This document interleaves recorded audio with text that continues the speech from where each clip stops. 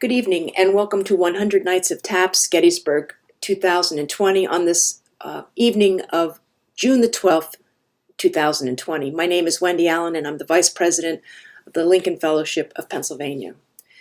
The 100 Nights of Taps, Gettysburg 2020 is sponsored by the Lincoln Fellowship of Pennsylvania in partnership with Taps for Veterans and the Gettysburg National Military Park.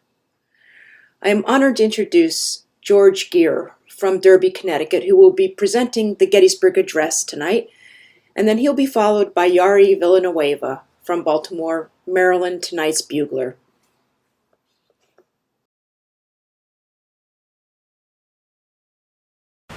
The Lincoln Fellowship of Pennsylvania wishes to extend to our active duty military personnel, men and women, and to all veterans of our armed forces, a sincere thank you for your service.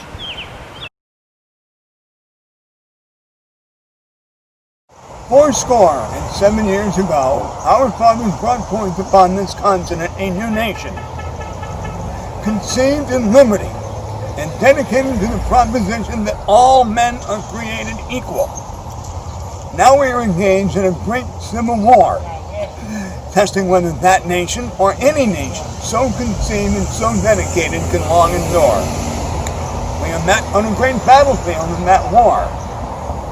We have come to dedicate a portion of that field as a final resting place for those who here gave their lives that that nation might live.